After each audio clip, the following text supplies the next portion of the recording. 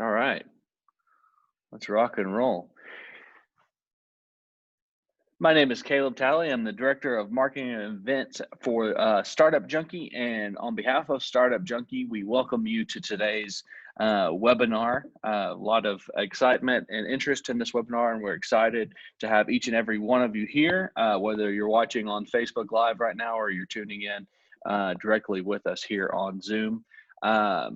So for those of you who might not know, this week is Global Entrepreneurship Week. So we're excited to host this event in honor of Global Entrepreneurship Week. For those of you who are not familiar with Startup Junkie, which is our organization, it's a mission-driven organization based here in Northwest Arkansas. We exist to empower innovators and entrepreneurs, and we do that through education, inspiration, and support of entrepreneurs through mainly two facets. One of those is no cost one-on-one consulting, and the other is events, workshops, and programs just like this one here today. So whether or not, whether you have a idea written on the back of a napkin or a dream you had last night about this great new startup idea, or you have a startup or small business with $25 million in revenue, we're here to serve you as best we can. And we're looking forward to doing that today through a program. And today, in honor of Global Entrepreneurship Week, we're doing that with our friends at OpenGrants for a special webinar to help you understand what grants are, how startups can use grants, understand where you can find grants, and how to win them. And I am very pleased to introduce you today to our special guest, Sedale Turbovsky. Sedale has been an entrepreneur since childhood. After honing his leadership skills as an outdoor guide in his younger years, he started his professional career as an independent consultant focused on business development and data analysis. He is experienced in independent grant writing and public-private partnerships at the highest level, having worked directly with OpenGrants' current strategic partner, Momentum. He is also well-versed in working across cultures and environments with over 5 years' experience as a consultant in Argentina and Chile. Prior to OpenGrants, he served as CEO of Carbon Blue, a successful SaaS startup solving challenges in clean vehicle and fleet management. Sedale led the company through MVP and helped secure a pipeline of over $1.5 million in government contracts. During that time, he gained an intimate knowledge of the challenges and pitfalls of applying for and managing grant funding as a technology startup, which was the impetus for OpenGrants. So before I turn it over to Sedale, I just want to make sure everybody knows to mute their mics. We'll have the opportunity at the end of this for Q&A. If something sparks a question in your mind and you're afraid you might forget it, go ahead and drop it in the chat box, or you can drop it in the comments on Facebook. We'll keep an eye on that as well. And then once we reach the end of the presentation, we'll address those questions. And just a reminder for those who are just now filing in, we are recording both on the computer and going live on Facebook. So if you would like a copy of this video or this session afterwards to share with colleagues or just to have on file, I'll make it available to everyone who registered. So without further ado, I will turn it over to Sedale. Awesome. Thank you so much for that introduction. I really appreciate it. I'm excited. Thanks everyone for tuning in today. I'm super excited to just share something that I'm really passionate about and excited to be working on. As mentioned, I spent many years building companies. This is my fourth startup, and I'm just very passionate about supporting entrepreneurs and supporting people who are really going out there and you're putting yourself out there, risking a lot, both professionally and frequently personally, and you're trying to build something really cool that's personal to you. And one of the things that came up over my years of consulting is that, if you're Amazon and you have billions of dollars, it's really easy to go get more money, and you can find that money pretty much anywhere you like. But the government is, of course, a great source. And so, as a consultant, we would get hired and we go out in our team and work for people like McKinsey and Deloitte, building structures and helping them access grant funding, helping large companies access government contracts. And it's a great thing to have access to, but as a startup and a solo founder or a founder with a new company who maybe is bootstrapping along, you don't always have the resources to hire someone like Deloitte or McKinsey. And so you turn to just sort of Google and people you can find on Upwork and other resources, and hope for the best. And the outcomes aren't always great. And so with OpenGrants, what we wanted to create was a platform that would enable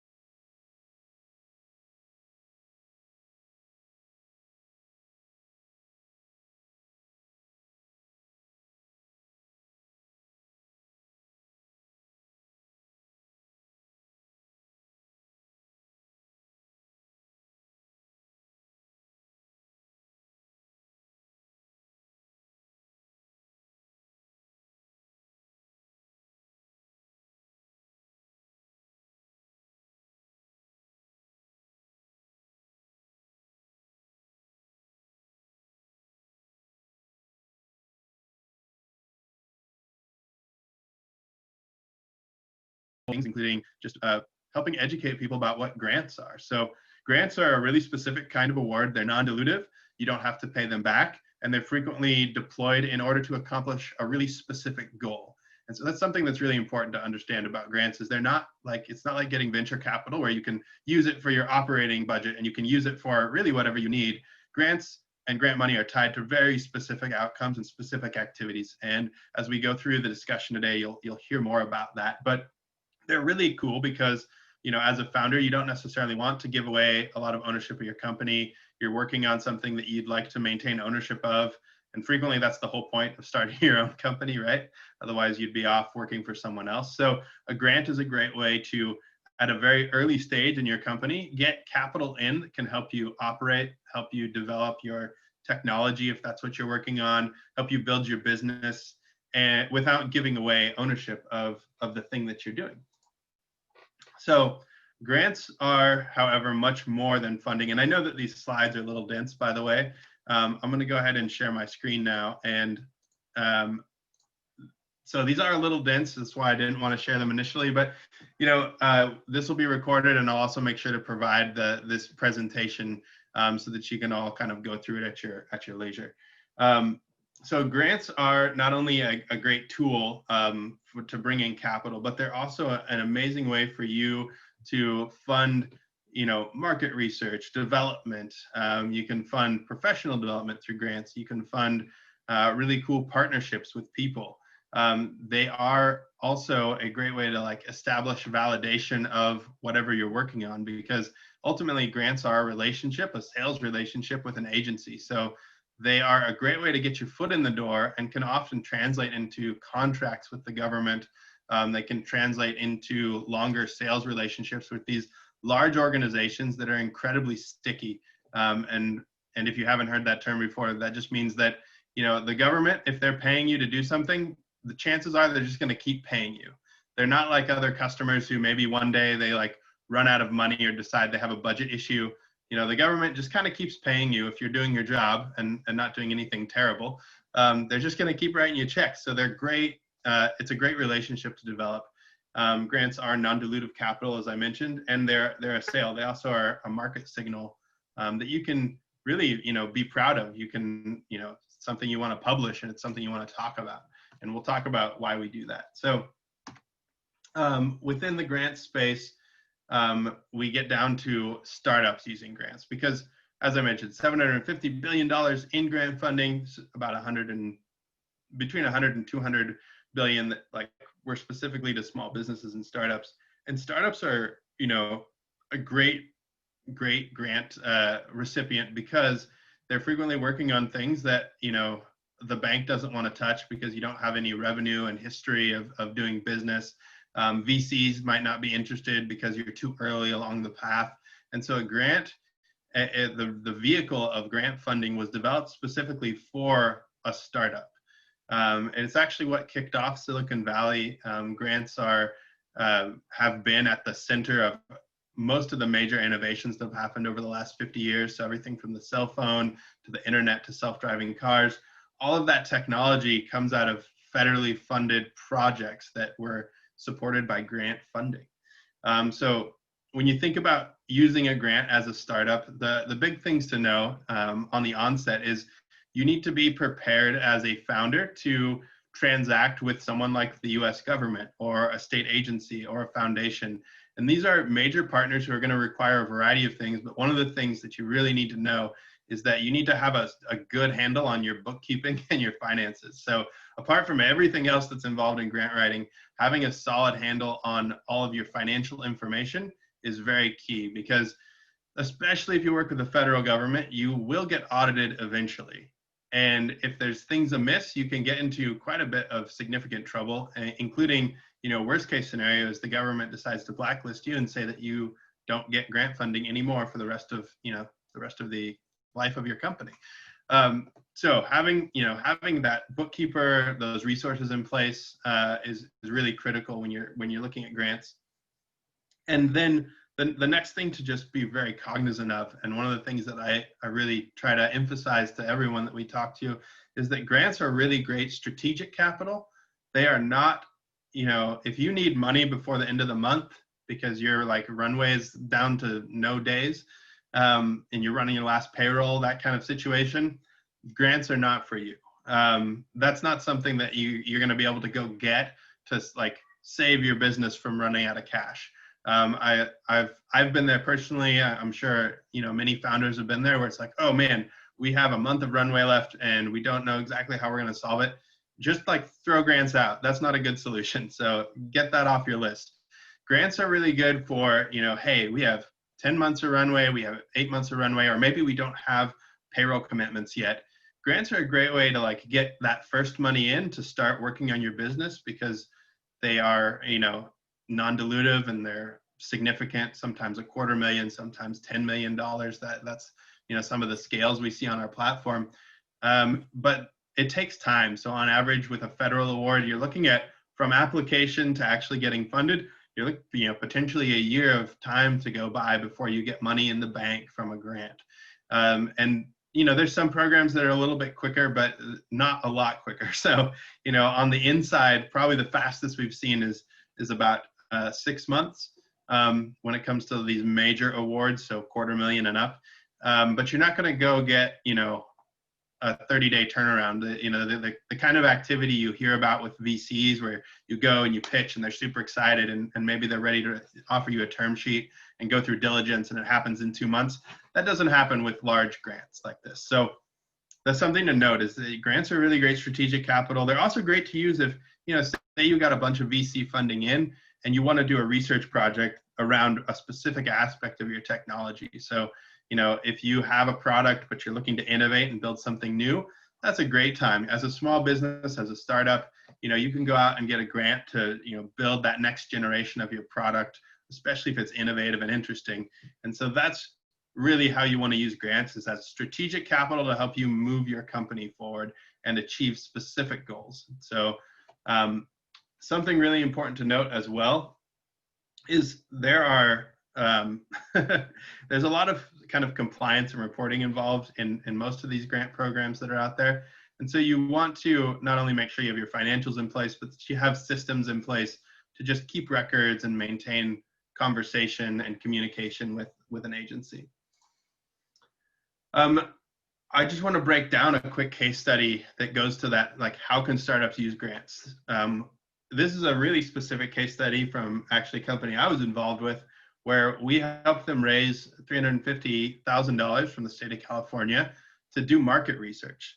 So, and this goes to, grants are really good, as I said, strategic funding. So we raised $350K to do market research, and it was an incredible process. We generated, tons of valuable data that got reported back to the state, but also went into the startup and ultimately influenced how design happened for product. It influenced connections to customers. And this was a way that we were able to actually pay for our time that we spent going out and doing customer interviews. So, as you are validating a product, don't limit your thinking around grants to just, oh, we can only get grants to do research and development. You could get grants to do what is, tantamount to marketing. You can get grants to do things called technology transfer, which is, helping other people understand, maybe you're open sourcing something, helping other people understand the technology you're working on. There's a ton of funding, and the government, of course, is involved, across the spectrum of kind of economic development, supporting small businesses, supporting efforts around diversity, equity, inclusion. Basically, anything you can think of, you can probably find applications and partners who are interested in funding it. But once again, it comes down to, hey, is this money strategically what we need, and is it going to be strategically useful for us? And that's where, that's that jumping off point. So this is just one story. I have a couple other case studies I'll go through, but just to kind of give a quick overview of where you can find these kinds of funds. Grants and grant research is an industry all by itself. It's an aspect of what we do at OpenGrants, but certainly, the main spot is grants.gov. Pretty easy to remember. You can hop over there and do some searches. There's a variety of filtering tools and other capabilities within grants.gov. It's not comprehensive, which is unfortunate, but it does have probably 90% of the federal grants that are out there. The SBA website is also fantastic. Just type in SBA into Google, and you'll pull up the Small Business Administration website. They're actually one of our favorite organizations to work with, because they are so focused on providing a lot of there's a wealth of free resources there for startups. So I encourage you to visit, regardless of if you're looking for grants or not. It's a great spot. And then the Seed Fund is one of the more accessible SBIR grant funding websites that's out there. So I'll just speak to SBIR grants just real quickly. There's a program that is administered by the SBA and actually transacted and executed by individual agencies. Everyone, I think there's about 15 that are participating right now. So people like DOD, EPA, USDA, National Science Foundation, the National Institutes of Health. They all participate in this program called SBIR, STTR, which is effectively a grant funding program specifically designed around funding research and development of innovative technologies within the purview of whatever agency is promoting it.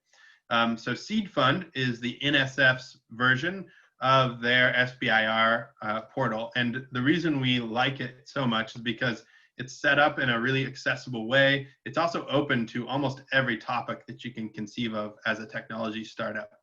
The other SBIR programs are very specific in terms of what they're looking for. NSF has this very open, interesting program. So those are a few places. The other recommendation I'll make is just Google. It's a great way to find grant funding. And then, of course, selfishly, OpenGrants is awesome. One of the things to note as well is, as you think about where you find grants and doing grant research, it's important to know that, grants are, they're very kind of programmed. So you can't always just go apply for grant funding. Sometimes there's windows where the application is open, and then there's windows where it's closed and you can no longer apply. And so as a startup, the same approach that you take to raising capital or to planning out your sales strategy is something you should consider when developing your grant funding strategy. And I do want to emphasize that you should have a strategy for leveraging public capital, and you should at least do the bare minimum of investigating whether or not this is a resource you can use.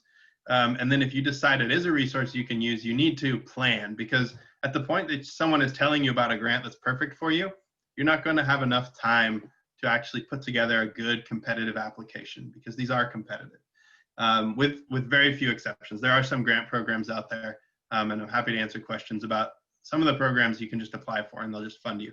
But that's not the case. That's the exception rather than the rule. So start, by understanding, hey, are we eligible for grants? Should we should we pursue grant funding? And at the point that you've made that decision, you want to build out, effectively a strategy to engage not only funders, but partners, because, you may want to partner with other people to make your application more competitive. So just a quick kind of graphic, few good places to find grants: grants.gov, the SBIR, STTR, Seed Fund site, OpenGrants, also free, great. You can search through everything in the United States. It includes foundation and federal funding. You can sign up for free and look through that resource. Another case study that is in here that I'll just break down real briefly is this is more focused around actual deployment of technology. So if you're providing a service that's interesting to a government customer, they may want to pay for it with a grant. And that's a great way for you to get your product into deployment and actually have, a case study and customer feedback and all the things that come along with actually making a sale. And it's a fantastic way as well to set up, a case study yourself that you can then go talk to other government customers about. And so we are very bullish on transforming the narrative of, hey, government is something you should avoid as a startup, to let's engage the government. They're a great ally. There's a lot of great civil servants out there who are trying to do good, innovative things. And sometimes they just don't have the vehicle. Like if you go to a city and say, hey, we're doing charging for EVs, they may not have in their budget money to do charging for EVs. They might have a grant program that works really well and is more flexible. But one of the things to note is that, these bureaucrats, they work within these kind of regulatory frameworks that don't necessarily allow them to just make a purchase based on your sales pitch. There's a lot of other things you need to have in place. And so grants are a great way to build that initial relationship and hopefully carve out space for yourself in a budget moving forwards, or at least build that relationship. And maybe you continue to be a grant-funded initiative for certain agencies. But that's a great way to take advantage of grants, is to leverage them as a alternative kind of transaction vehicle. And then I'll bring up briefly that there's actually another sort of similar to grant funding. There's something called OTAs, which we kind of loop into what we handle at OpenGrants, which are actually, OTA actually stands for other transaction something. But other transaction authority, that's what it is. And they are, they function a similar way because the government is so programmatic. Grants give you that opportunity to, come in with something new and innovative and transact with the government without having to have that defined in their budget and vetted through whatever procurement process they normally go through. So it's a great opportunity for you to skirt that space, get into those big clients early on, and then build those relationships out. And then you can kind of work through those lengthier contracting and procurement processes, which are lengthy. I know that at Carbon Blue, we sold to the state of California's Caltrans agency, and it took us 1.5 years to move through contracting and put the deal together. So something to note is that these agencies have very long sales cycles. So getting in early with a grant is a great way to go. So I think this is probably one of the more popular sections. I'll just give some background here. So the team that I work with at Momentum, they had a 97% success rate. So they basically won everything they applied for all the time. And that was pretty awesome. It was really cool to be part of that team. And a lot of the things and subject matter expertise I learned from them, and then from doing it for my own companies, post working with them. The text that's here, it seems very straightforward and to the point, but I'll just give you some ideas of why it's so important and why we bring it up. So one of the things you'll see on this slide is that we say, the biggest thing in winning a grant is just following the rules. And it sounds simple, but you'll see that, I'll give an example with the with the California Energy Commission. When they put out funding opportunities, these are millions and millions of dollars that they'll put out sometimes. And you'll see that there's this kind of results that they'll publish of who applied and who was disqualified. And there's always like 5 to 7 companies in the disqualified section. What it means if you're disqualified is that you just spent 3 to 4 months, poured anywhere from 30 to 40K into an application and team who wrote a grant and then didn't follow the rules. You get disqualified by not following the rules. You just get kicked out automatically. So it can be anything from submitting an application that has the wrong spacing and font to submitting an application with too many pages. There's a bunch of rules in each of these grant opportunities. And when you reply to one of these that are typically called RFPs, so request for proposals is typically how they're published, but there's a lot of other acronyms out there. So when you go to apply for a grant, you'll get a packet of rules, and it will outline exactly what you should do. And if you don't follow the rules, you will not get considered for grant funding. And the crazy thing is that you regularly see people not follow the rules and get disqualified. So when I say follow the rules, I know it sounds simple, but like do that. And then you get, past all those other people. So that's one thing that just makes you a lot more competitive. And it's sort of a funny aspect of this space, but follow the rules is the kind of the first rule. And then the second rule is to be a good partner. And this one's a bit more nuanced, but there's a lot of things involved in understanding what kind of partners a agency is looking for. And this is where it really comes down to, this is where the benefits of either hiring a grant writer or having a lot of subject matter expertise come to bear. So if you follow the rules, you'll submit a technically good grant, right? You'll have passed all of the expectations, and then you get to the point where they're actually grading you. And if you're technically good, you probably score anywhere from 70 to 80% of the points that they're looking for. But where you become very competitive and move from being sort of middle of the pack to top of the pack to actually being competitive and winning is in that last 10 to 15% of those points. And this is where being a good partner comes in. So the point of grant funding, as I mentioned from your side of the table, is to accomplish some specific strategic goal. And it's the same thing on the other side of the table, right? So whatever agency is issuing these grant funds is looking to accomplish something very specific. And frequently they articulate maybe 75% of that specific goal in the request for proposal. And that's good. And being responsive to that is very important. But the rest of it and the rest of competitiveness comes from, looking into the agency, understanding what their strategic objectives are, speaking to some of their planning and speaking to some of their goals, that they publish. So getting an understanding of who you're working with and what kind of partners they're looking for is just crucial to putting together a real winning competitive grant application. And so if you've done everything you need to do on the rules side, which can be lengthy and complex, but is very, straightforward at the very least, the next part is to be that good partner and develop an application that speaks to the kind of partner the agency is looking for.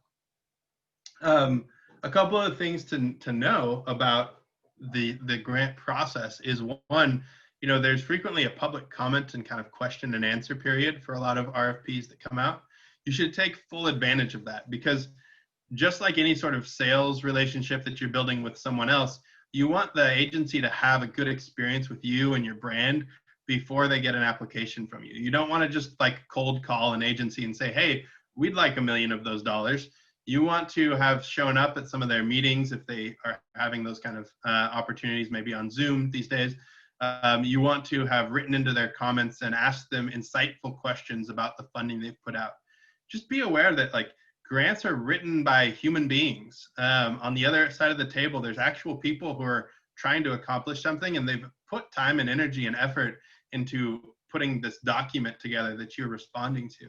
And so they not only are they holding Q&A periods to learn more about the industry, because frankly, they're usually not subject matter experts. They're usually just trying to accomplish whatever they're supposed to accomplish at their agency.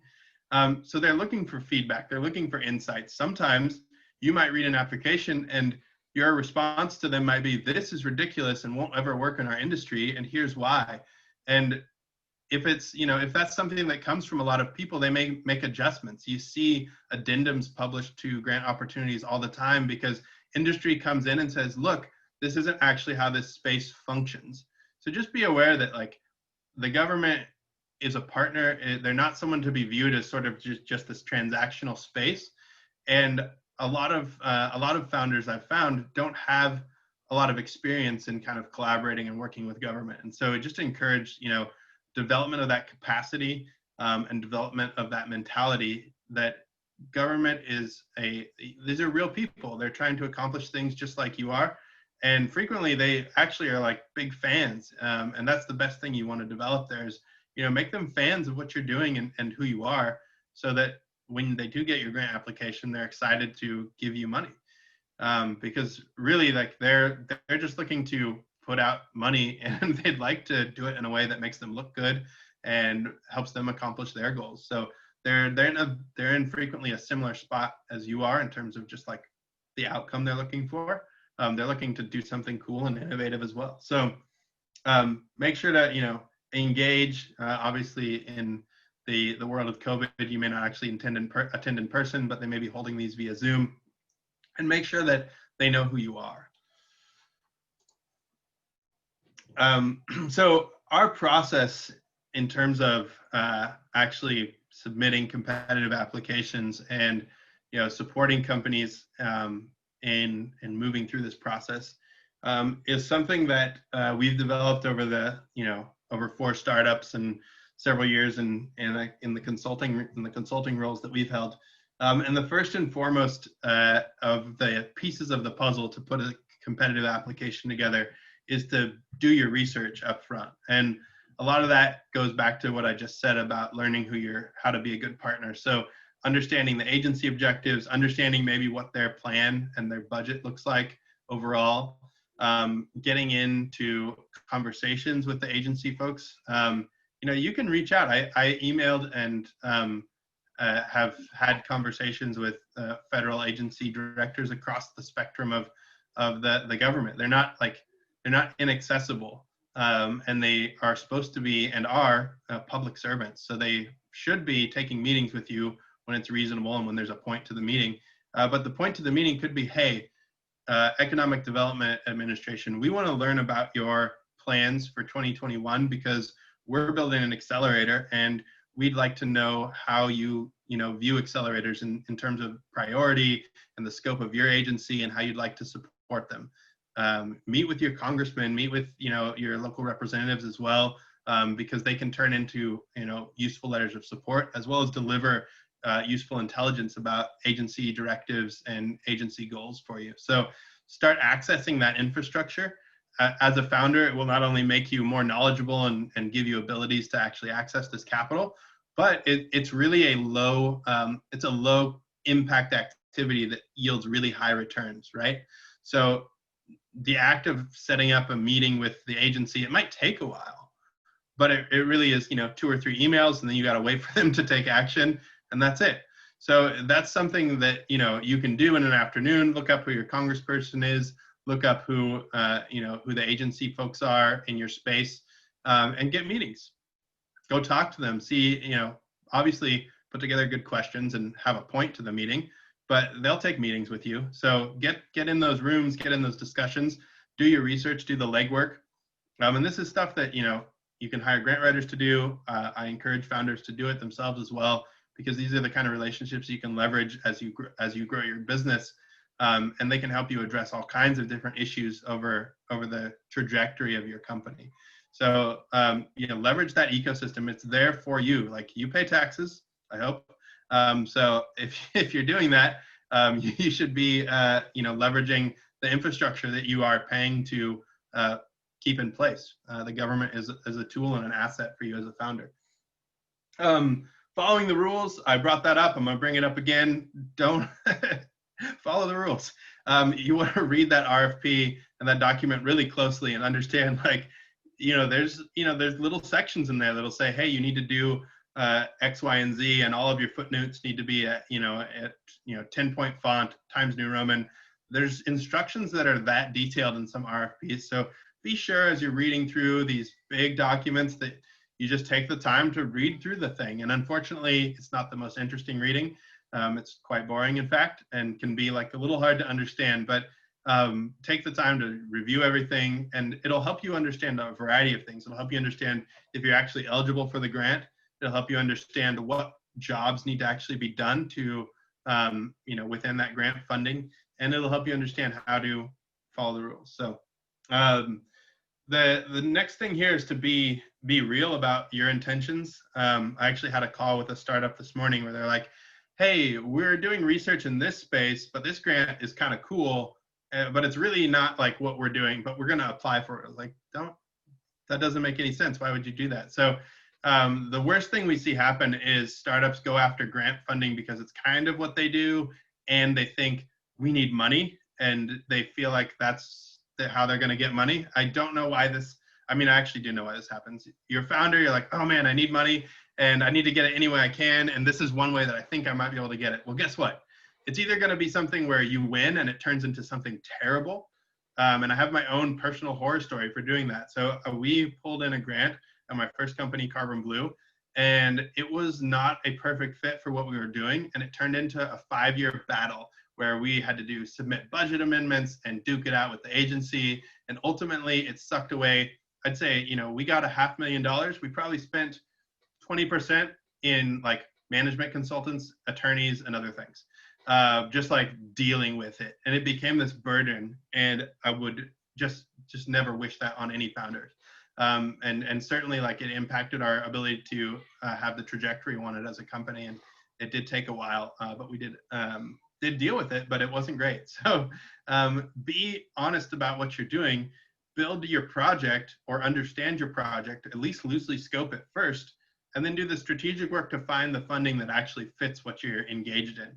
So be real in that sense. And then the other side of that coin is once you actually engage and like are putting together your application, don't lie. I feel like this shouldn't need to be said, but for whatever reason it does. Don't lie about what you're doing. Like they're going to audit you. They're going to look for deliverables. There's all kinds of reporting involved. It's public money. So there's additional sort of levels of compliance that both they need to keep and you need to keep. So don't lie. You're going to get caught. You will get in trouble and eventually it'll be a problem. So don't lie about what you're doing. And then, also don't try to, when you're putting your application together, don't try to impress them by listing off a bunch of, language that's highly technical that they're not going to understand. I work frequently on some of the natural language processing and other algorithms we work with at OpenGrants. Sometimes I pull in my brother, who is a mathematician, very smart, and sometimes I ping him and he'll be in, he works for Siemens actually, but I'll ping him and be like, hey man, what is this math? What does this do? And the other day he sent me this white paper on algebra that I literally, like I read English, fairly intelligent person. I didn't understand a word of what was in this white paper. That's not the experience you want to have your agency who's reviewing your paper. That's not the experience you want them to have because they're not going to give you money. So use real, like concise language, take out as much industry jargon as possible. Make it so that, a layperson could read it and be like, oh, they're doing something really cool that's going to be super helpful. And make sure to include that very kind of real language in your proposal. And then the final step here, I've already mentioned a few times, but it's also really important, is to be a good partner. And that's, includes everything from, embracing opportunities to partner and provide additional benefit, writing in things like diversity, equity, and inclusion into what you are proposing. Understanding that, these public agencies have very clear directives and policies, and writing things that fly in the face of those are not going to get you funded or make you someone they're going to be interested in doing business with. So be sure to come to the table with information that resonates with them, and be sure to have done the research up front to be able to deliver on that. In nearing the end here, and then I'd love to just hear any questions you have, but the kind of the frequently asked questions we get, these are definitely the top 4. So the big one, are grants free money? I mean, they're the cheapest money that you'll ever be able to access. They're not free. It requires either your time at a very minimum, so there's an opportunity cost involved. And on the other end of the spectrum, you can end up spending quite a bit of money on a grant writer to go after a large opportunity. So investing in a grant writer is a great way to go, but there's certainly a cost involved in securing grant funding. And that's to say nothing of just the time it's going to take you to, hopefully you have, good organization of your books and of your legal kind of documents, but making sure you're organized as a company properly is really important. So grants, not free money. However, they are non-dilutive. You don't have to pay them back. They're very cheap money. And I just want to make that clear. The issue of IP, intellectual property, and grants is something that we've battled different agencies about. There's some agencies that have very clear kind of rules and protect your IP. There's other agencies that want walk-in rights to your IP regardless of what you're doing, and anything you generate during the grant program and grant funding becomes accessible to them. The best advice I can give here, and with the caveat that I am not an attorney and we are not legal experts. So the first thing I'll say is, with any government contract, you need an attorney to review it. Unless you are an attorney, go get like, if you're not an attorney, go get an attorney to review it. If you are, then, you know, if that's something that you specialize in, maybe do it yourself. But have an attorney review it and just explain to you the risks. We've engaged agencies over the last 7 years and have done everything from, you know, just let them have walk-in rights to the IP because our attorney said, hey, they're probably never going to transact on that, and they never have in the, you know, 30-year history of the agency, so don't worry about it, to you know, where it becomes a showstopper and you decide not to take the money. Something to note is, when you apply for a grant and you're awarded, that's great, but that's not like the end of the process. So once you're awarded, you actually move through to a contracting phase where you actually get under contract with an agency. And that is where you get into like the nuts and bolts of IP and all that other stuff. So they will often mention their views and like what they want to do with IP at the onset in the RFP itself before you even apply. But certainly, you know, if you feel it's a good match and you think you have some kind of leverage in the space, you know, maybe apply anyways if it's not a concern, but definitely have your attorney sort of evaluate that, because it does depend really on the agency that you're working with. And, you know, this actually expands out to foundations and other kinds of funding where, you know, sometimes they want access to whatever's generated from the grant and sometimes they don't. And you just need to be clear about that as you contract that relationship with whoever's giving you money. In terms of timing, how long does it take? Yeah, this unfortunately also varies. But, you know, for federal funding, you can think about a year as a good rule of thumb. And that goes for state grants as well. For foundations, they do tend to be a little bit quicker. And so that's something to think about. But this, like I said, is the strategic capital. It's not where you want to be looking if you need money, like because you need to make payroll next week. That's what your investors are for. That's what your, you know, banks and lines of credit are for. So grants are really good as strategic capital, but please don't, like, we definitely get probably 5 to 7 requests every of like, you know, I've run out of money, I need grant funding. Like, no, that's not how this works. So, and then the last question, do you need to be a nonprofit to get grant funding? This is a great, it's a great question. The general answer is no. Of course, there's programs that are specifically for small businesses. There are other programs that are specifically for nonprofits. Something that, you know, happens all the time in this space is you partner, like, so if there's a foundation grant out there that seems perfect for your startup, but of course they only give to nonprofits, and that has to do more with their tax advantage strategy and not with like their view of the world. So don't try to go to a foundation and ask them to give you money if you're a for-profit, if they only give to nonprofits, because it's more about IRS compliance for them and much less about whether or not they want to give money to your company. Which brings up my point here, is that you can partner with a nonprofit to go after a grant. You don't always have to be the person applying. And I think that that's something that people forget is, you know, it's actually a easier relationship to be a subcontractor on a grant application because you don't have to do the application. Well, you might if you're the one suggesting it, but you don't have to deal with the administration. You don't have to take on lots of the liability. You just become a line item in that grant budget. And then your, you know, the lead applicant is actually the one getting the money and transacting and managing the relationship with the funder. So in terms of accessing grants that maybe are for a nonprofit company, if you're a for-profit or vice versa, there's always partnerships. And a lot of people out there are willing to partner in the research and like development of technology space. Universities are almost always down to partner, and it's actually part of their business model. Frequently is, hey, we get research money from the government and we develop new technology.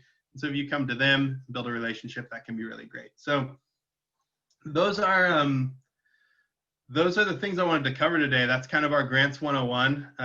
I will pop over to, I'll pop over to the questions here. Looks like there's a good, about 13 through here. So let's see.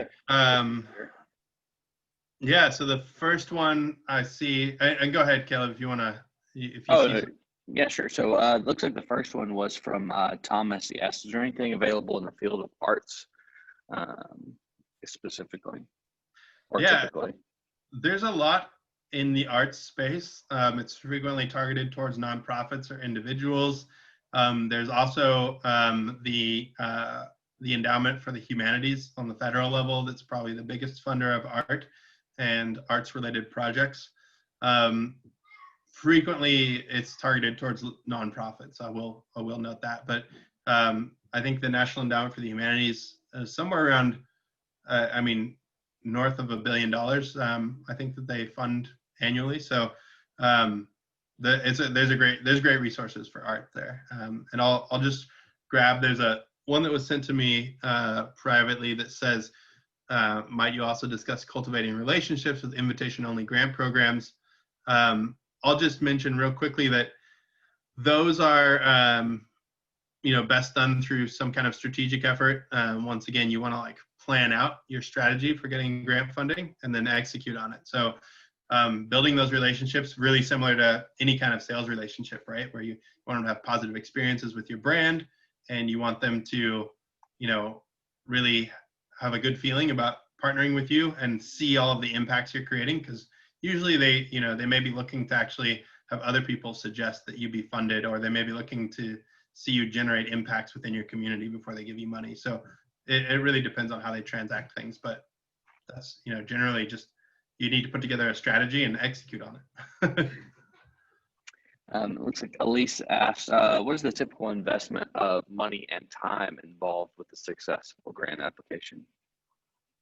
That's a really hard question to answer, but I can give you some general ideas. So the average, I'll give you some general numbers from our platform. So we have over 1,000 users who skew heavily to for-profit deep technology startups, but then spread out across the board from nonprofits to others. The typical contract size on our platform is about $25,000. And so that means there's a company paying a grant writer about $25,000 to write a grant. And usually they're pursuing anywhere from $1.75 to $2 million. That is not really the real answer to your question is it depends. And there's grants that are really small, like $15,000, and you fill out a form, it takes you 10 minutes. There's other grants that are $10 million for 10 years, and it takes you a month of hard work to put together a good competitive application. It just depends, honestly.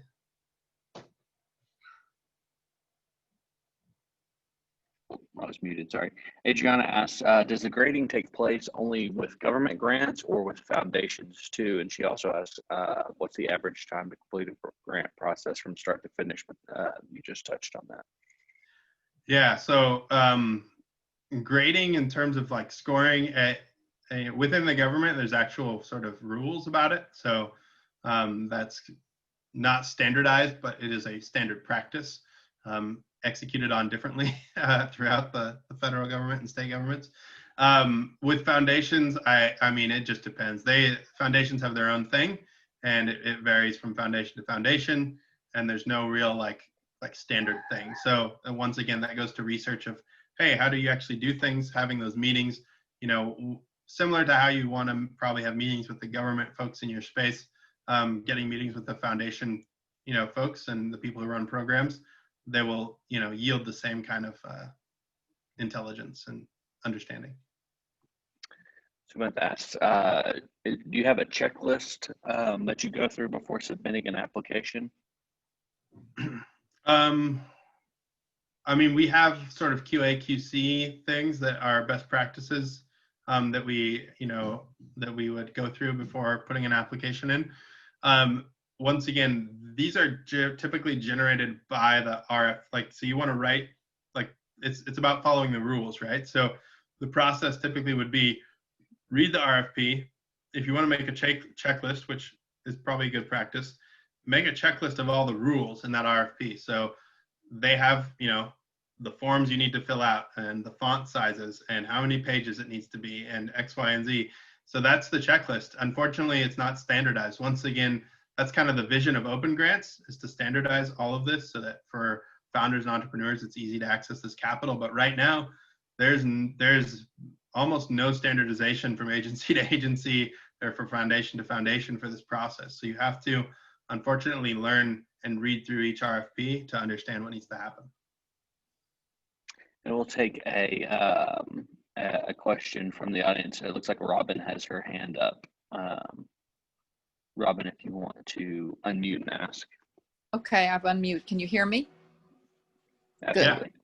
Well, I've got some questions about, are there a lot of grants for like healthy eating instruction and practical application of nutrition science, like how to eat more vegetables, eating to reduce risk of chronic and infectious disease? That's what we do. Yeah, so there are lots of grant funding for those activities. Typically, they're awarded to public health agencies.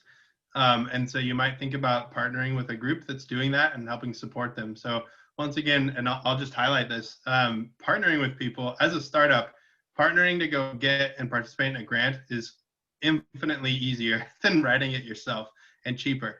So if you can find those relationships across industry and engage and inject yourself into that process, do that, because then it's just a sales relationship. You have a nominal kind of contract with the grantee, and they literally just write you a check and you do your thing instead of having to do everything else. That sounds great. Thank you.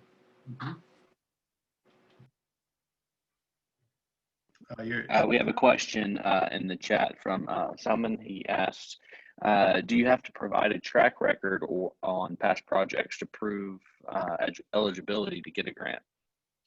I mean, it helps. Sometimes it's a requirement. This once again just depends on the RFP itself. I'm sure you're noticing a theme at this point. Like basically, the first thing I always say to everyone when they ask a question is like, it depends. But really, that's the core to this thing that we're solving at OpenGrants. But I will say that having a past track record of good success is definitely a bonus. And especially if you have a past track record of success with that agency, double bonus. So those are good things that make people feel good, and they'll make them, confident in giving you money. Tolga asks, are non-U.S. citizens eligible for funding? So for federal funding, typically no. For foundation funding, typically doesn't matter as much. And then the other thing to note is that we support, right now, something funny that's happened because of COVID is in Canada, they devoted so much research funding to COVID that we got a lot of Canadian companies coming through the OpenGrants platform looking to use US federal research money to do their research, because their money from Canada wasn't coming through because it all got diverted to COVID. So in those situations, once again, it becomes develop a partnership relationship with someone who is eligible, and leverage your IP and your abilities to work with them, and everyone wins. So that's kind of as specific as I can be, and then really once again it just depends. Nay asks, can a nonprofit be eligible for medical research grants, clinical trials? Yes, is the short answer. Longer answer is there's a lot of specific funding from NIH that goes to small businesses. There's other grants that are open to larger groups, including nonprofits. So, yeah, I mean, the short answer is yes. And then the longer answer is that as you dig into what you're trying to do, if you're early stage, you might be a really good candidate for SBIR and STTR. And so that's a program to look at, but you do have to be a small business to participate in those. So you might think about, it can take, it's like $300 in 10 minutes now to like incorporate. So maybe set up a vehicle that's for profit as well. It might be helpful. Morgan asks, do you think grant awards have decreased since the pandemic began due to funding cuts? No, quite the opposite. In fact, there's more grant funding out there available than there has been ever. There's actual, we had conversations yesterday with a state agency that's worried that they're leaving grant money on the table because it's just really hard to track it all. It's one of the innovative things that we do at OpenGrants is manage all of that information. And, that's a big value that we provide to them. So no, there's more money, in fact, on the table through grants, and it really just takes doing your research to figure out where it belongs and if you're eligible for it. David asks, do you know of any grant resources specific to the welfare of animals? I have a need for funding a mobile veterinary clinic, vehicle and equipment serving central and rural Arkansas. I don't off the top of my head. We built a whole platform so that I don't have to think about these kind of things. But I'm sure there are funding. It sounds like, I'm 100% positive that there's foundations that do that kind of funding. And there's probably rural development grants that you might be eligible for from the USDA. There's a lot of funding for development of a variety of kinds of infrastructure, both to support ag as well as health and human services throughout rural areas. So depending on the kind of veterinary services you're providing, you may actually fall into almost ag, where you might find really cool resources at the USDA for what you're trying to do. So you might look there. If you're doing large animals, that's what I mean. Like you might fall into ag if you're doing, horses, cattle, those kind of things. Jehan asked, how laborious is it to keep the follow-on compliance after a small company receives a grant? Should you hire someone to do compliance? So I'll just give you a couple examples because once again, it really just does depend on the program you've applied to. But at the Energy Commission in California, for example, their follow-up and compliance is quite, there's a lot to it. It's quite dense, I guess, is the best way to describe it. It's a lot. And so it makes sense to hire someone to do it. You can even hire people to do like part-time grant management for you. But sometimes, it can be as simple as logging into Fastlane or research.gov and submitting some updates. So it really does depend. So you want to just sort of spec that out on a case-by-case basis. And let's see, Adriana asks, what agencies or foundations do you recommend for building low-income housing? HUD is probably like the one that pops to everyone's minds right away if you mention low-income housing. So housing and urban development, and so that's where I'd start. However, there's grants out from FEMA right now. There's a program called BRIC, which is Building Resilient Communities. I don't know what the whole acronym stands for, but it also kind of goes to recovery from disasters as well as building resiliency within communities. So there's that I'd suggest. And then on the foundation side, you'd do best to start looking locally. So there's a lot of foundations that serve very specific local regions. And so you probably want to start there and think about like who's in your area, maybe your county or state or city even, who specifically wants to invest in that area. And that's probably the best way to start there. Right. Let's see. Someone asked, and this will be the last one we'll take because we're right at time. And so if you've asked a question that we haven't gotten to yet, if it's okay with Sedale, I will, I've copied those questions and I'll connect via email if that's all right with you.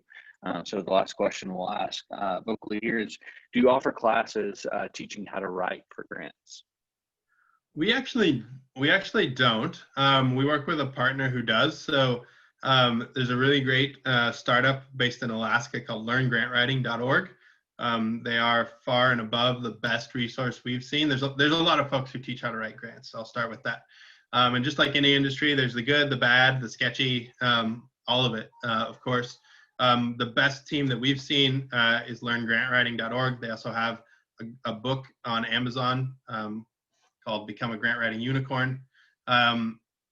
Great stuff, an incredible team. awesome content. We send anyone who wants to learn to write grants, we send there. So I understand you have office hours that you're offering too.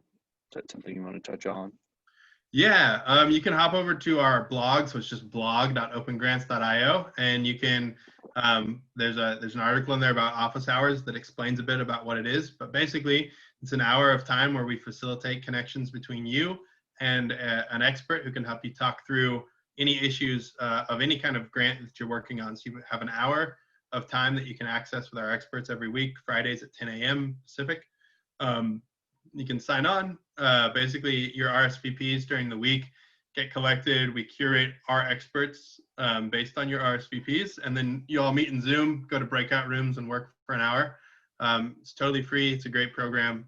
Find people get a lot of value out of it because especially the consultants that we have in our marketplace are just all excellent. Usually can get you where you need to be pretty quickly. So. Awesome. And I'll send a follow-up email to everybody that registered for this with a link to that so they can see where to access that and then have the opportunity to maybe have some follow-up questions with you there. But so I want to thank you so much for today's presentation. It's fantastic. And I know we all learned a lot from it, and we appreciate it. And we appreciate everyone for joining today's webinar as well. We hope to see you on future Startup Junkie events. You can keep a tab on everything we have going on our social media accounts, Facebook, Twitter, LinkedIn, as well as our website, startupjunkie.org. I hope everyone has a great rest of their day. All right. Thank you, everybody. Have a good one.